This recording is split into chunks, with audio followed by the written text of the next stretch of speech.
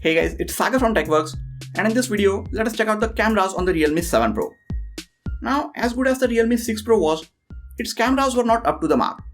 Somewhere Realme knew this because they have improved the cameras on this phone a lot. If you guys want to watch my videos in Hindi, you can click on this card that appears on the right corner of your screen or on the link in the description section. A lot of you guys have been asking me to do it, so I finally started a new Hindi channel. So if you guys understand Hindi, click on the link in the description section and come and show me some love and support on the new channel. I have over 90 image and video samples to show you guys, including a few Gcam samples. So without wasting any time, let us check out the cameras that we are working with. Realme 7 Pro gets a quad camera setup on its back. Primary camera gets a 64 megapixel Sony IMX682 sensor with f1.8 aperture and 26mm lens. Then there is an 8 megapixel sensor with f2.3 aperture and a 16mm ultra-wide angle lens. Next up, there is a 2 megapixel sensor with f2.4 aperture and a macro lens, followed by another 2 megapixel black and white depth sensor, again with f2.4 aperture. With the main camera, you can take 4K videos at 30 fps, 1080p videos at 30, 60 and 120 fps, and 720p videos at 30, 60 and 240 fps. With the wide lens, you can take 720 and 1080p videos at 30 fps. At the front, there is a 32 megapixel sensor with f2.5 aperture and a 24mm wide lens. Now the 2 megapixel macro camera on this phone is just as useless as it is on other phones, but the depth sensor seems to be doing its job. It also lets you take portrait mode videos. Well, actually, you can take those videos with the front facing camera as well, and it is just using software for doing that. So if Realme wanted, they could have easily done it on the rear facing cameras as well. Anyways, the camera interface is pretty straightforward. You can switch between the lenses by tapping on these dots above the shutter button. You can swipe to the left or right to switch modes, and a few more modes are hidden under this More tab. The Pro or the Expert mode lets you adjust all settings like ISO, shutter speed, white balance, focus and exposure according to your liking.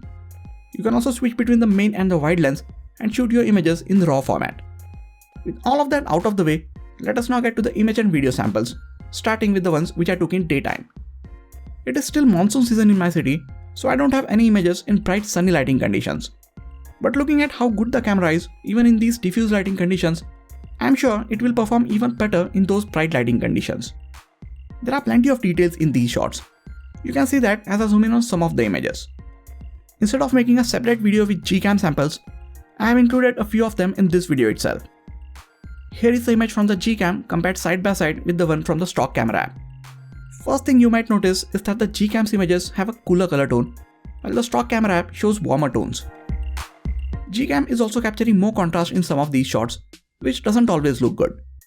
Now if you zoom in 4 to 5 times, there are clearly more details in the images from the Gcam.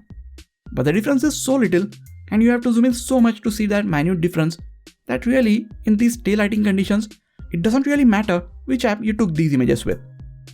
In this image, you can see the extra contrast in Gcam's shot. It is also showing a bit muted colors. Speaking of colors, they end up looking a bit more saturated and punchy in these images than they actually were. Normally I like natural looking colors in my images, but these punchy looking images are definitely better for uploading to social media platforms. Everyone perceives colors in a different way, so in the end, whether you like these images or not will depend on your personal preference. Coming to the HDR shots. Now here is my hand in front of a bright light, and we can barely see any details on my hands. I took this shot with the HDR mode turned off, and here is the same shot with the HDR turned on. Just look at the difference. Everything else was the same. The only thing that changed was that I turned the HDR mode on. Now since this mode does such a great job, I left the HDR mode on auto for all of my shots. Now in this shot, the bright sun in the background is not overblowing the entire sky. You can see a lot of details in the sky and the cloud, and also in the water tank. In this shot, we can see the details in this strong, and yet the sky in the background is perfectly exposed. Now in this shot, it was extremely bright outside and super dark indoors. But the Realme 7 Pro managed to bring up the shadows inside and still show us some of the details from outside the window. People use the Gcam for taking better HDR shots because the stock camera app normally doesn't do the best job. But in this case, when I put the HDR shot from the stock camera app and Gcam side by side, I actually prefer the one from the stock camera app. You can see more details in the shadows and the highlights in its images compared to the Gcams. So as I said before, In the daytime, you don't really need to use the Gcam on the Realme 7 Pro. Here is a quick focusing speed test before we move on to the close-up and macro shots. You can see that it is quick to switch the focus from near to far object, but the shift in focus is very sudden and abrupt. Now this is not an issue while clicking images, but while shooting videos, it looks really bad. Once the focus is set, the close-up shots look really good. If the camera sets the focus by itself on the nearest object, the images turned out to be very good. But if you tap on a particular object, then the camera tends to overexpose the image. So if you do that, don't forget to pull the brightness slider down a bit so the images are not too bright or overexposed. The main subjects are in perfect sharp focus, and thanks to the larger sensor and wide aperture, the background in these close-up shots get a very nice optical blur. You can see some distortion around your main subject, but that is just the price that we have to pay while taking close-up shots with this big sensor cameras. Now if you want to get even closer to your subject and capture every little detail in it, you get a dedicated macro lens. This does sound cool in theory, but the actual macro camera just gets a 2 megapixel sensor, so these macro shots barely have any details in them. No matter how much light you add to these shots, they just don't look good. You are better off taking 2 to 3 times digitally zoomed in images with the main camera instead. Look at these images side by side and decide for yourself which one looks better. Ones from the macro camera or the digitally zoomed in ones from the main camera. Coming back to the main camera, here is how much of the scene the 26mm lens lets you capture. And now here is how much more of the scene this 16mm ultra-wide lens lets you capture. This lens comes in very handy when you want to capture a larger scene but you don't have enough space to move back. If you zoom in on both these shots, you can see that the wide lens doesn't capture nearly as many details or as good of a dynamic range as the main camera does. But it is still nice to have this lens on your camera, so every once in a while you can click an image with a different perspective.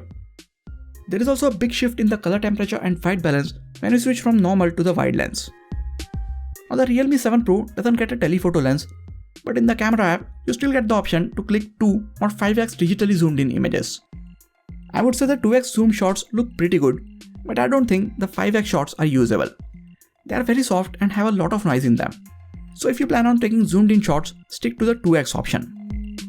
Till now, all the images from the primary camera were 16 megapixel pixel binned ones, and they look really good. But if you want to take even higher resolution images, you can switch to the 64 megapixel mode. When we compare these images side by side, you might not notice a big difference straight away. But when I zoom in on both these shots, you can see the 64 megapixel ones being more detailed. But this high resolution mode is not the best at handling higher dynamic range or lower lighting situations, so just be aware about that. The 64 megapixel images are 4 to 5 times larger than the 16 megapixel ones in terms of the file size, and you notice the difference in details only when you zoom in 5 to 6 times. So really, I don't think there is a need to click most of your images in this mode. For everyday situations, I would suggest you guys to just stick with the default 16 megapixel mode. Coming to the portrait shots. Now I don't know how much of the work the depth sensor is really putting in, because even after covering that sensor, software does well to detect the edges of the subject and separate it from the background. Edge detection is not perfect, but this can always get better with software updates over time, so I'm not going to worry too much about it right now. The skin is a bit smooth even with the beauty mode turned off. Some people might actually prefer that, but not me. Other than that, these portrait shots are looking really good. The dynamic range is very good while taking some of these portrait shots, as you can see here. But in the very next shot, it blew up the sky in the background. So the results, while being good, are not very consistent. This phone has a potential to take amazing portraits, but Realme just needs to refine the software a bit with a couple of updates. Edge detection gets surprisingly better while taking portraits of objects. Even if the scene is dark, the camera did very well and detected the edges accurately. Now is it just me, or do you guys also like to take portrait mode images of objects? Let me know in the comments. With that, let us now move on to the images that are taken indoors, artificial and lower lighting conditions. Primary camera has a massive sensor which captures more light and a wide aperture which lets in more light on this sensor. All of this helps the Realme 7 Pro capture good images in these indoor lower lighting conditions. These images are definitely not as detailed as the ones shot in daytime. If you want to take even better looking images indoors, switch to the night mode and see the difference in the detail levels. You don't just have to use the night mode in very dark, you can use it indoors as well to get sharper and more detailed images. If we get to even lower lighting conditions, Realme 7 Pro still manages to take good, usable images. but switching to the night mode makes these images look so much better. These night mode images are a bit zoomed in for some reason, so keep that in mind. Sometimes in very low light, the main camera finds it a bit difficult to set the focus accurately. But if you switch to the night mode, you won't have this issue anymore. As you can see, night mode images have significantly less noise in them. Now the night mode is also available for the wide lens. So if you are stuck in a situation where there is not enough light and you want to take a wide shot, make sure to stick to the night mode and see that lens capture much sharper images. Before this, I always refrained myself from using this lens if the light was anything less than ideal. But now I don't have to worry about that. Again, these images are not as sharp as the daytime shots, but they still look so much better. Low light is one of the areas where people love to use the Gcam app instead of the stock camera app to get better images. But the Realme 7 Pro is doing so good by itself that I don't think you need to go through the hassle of downloading and installing the Gcam APK on this phone.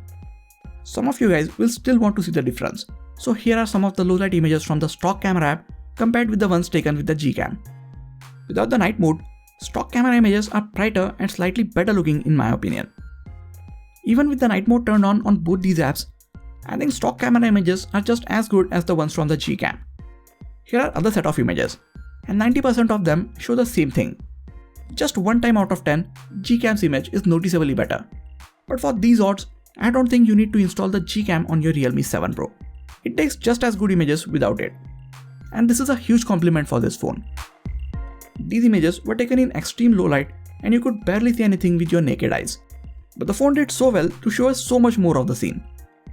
So all in all, Realme 7 Pro's cameras are amazing in low light. Now when I say this, you should know that I mean in its price segment. Now don't just go out and get this phone expecting that you will get a flagship level low light performance. Its performance is really good for its price. There is ultra night mode for shooting videos as well. Here is how it compares against the normal video in lower light. If I'm being honest, I don't think it looks really good, because all it is doing is increasing the ISO, which also means adding a lot, and I mean a lot of noise in these videos. That brings us to the front-facing camera. Selfies from this front-facing camera are detailed and crisp. Colors are also a bit more natural from this front-facing camera compared to the rear ones. Like I said with the OnePlus Nord, these selfies look good, but they are not as detailed as you would expect a 32 megapixel image to be. That being said, most of the average users will be happy with this selfie camera. When the light goes down, you can still take usable selfies if there is some sort of ambient light around. If you get into much more darker lighting conditions, you can barely see anything in these selfies, but there is a night mode to help you in those cases. Now, while this mode adds some more light to your low light selfies, I don't think I'm going to use this mode too often, because the night mode takes just too long to capture an image, and I'm sure no one wants to be steady for so long for taking one selfie. Anyways, even without the depth sensor at the front, you can take portrait selfies with this phone. The edge detection is taken care of via software, and it is very good at it. The edge detection for these portrait selfies is actually much better than the edge detection with the rear facing cameras. Here's a video from the front facing camera of the Realme 7 Pro. You can see how this phone is handling the overall colors of the scene, exposure, and stabilization when I'm walking around with it. This phone lets you take portrait videos where your subject is in focus and everything else around them is blurred out. You can do this with the main rear camera and the front facing camera as well. You can shoot 4K 30fps videos with the primary rear camera. As you can see, the video is pretty stable thanks to electronic stabilization. As always, colors are a bit more saturated in this 4K video. I don't know if you notice it or not, but there are a few frame drops while shooting 4K videos. You can reduce the resolution down to 1080p and this problem goes away, and the colors in the whole scene are also looking more natural. The only downside is the videos are not as detailed as the 4K ones. If your primary concern is shooting videos, I won't ask you to have this phone as your first option. So with that, we have seen over 90 image and video samples. And what we have learned is that the main camera's performance is really well in daytime. The dynamic range is also really good. Colors are a bit saturated, but that comes down to personal preference. Portrait mode performance is also good and can get even better with some refinements. Low light performance without the night mode is really good for the price range, and the night mode is just a lifesaver. Video is not the strong suit of this phone, but for most people, it will get the job done, and features like bokeh video sets it apart from other phones in the same price range. All in all, Realme 7 Pro gets a great set of cameras for a 20,000 rupees smartphone. As I mentioned at the start, it is a step above the Realme 6 Pro. But how does it compare with the others like the Samsung Galaxy M51, Poco X3 or even the OnePlus Nord? Well, I will be making separate videos for that, so make sure you have your notifications turned on. Well, you guys saw the images too, so what do you think about the cameras on this Realme 7 Pro? Let me know in the comments. And if you guys like its images and you are planning to purchase this phone, I will really appreciate if you get it from the affiliate links in the description section. That is it for this video guys. Please hit the like button if you enjoyed this video and subscribe to the channel for more quality tech videos like this. You can also check out some of the other videos from this channel. This has been Sagar and I'll catch you guys in the next video. Take care.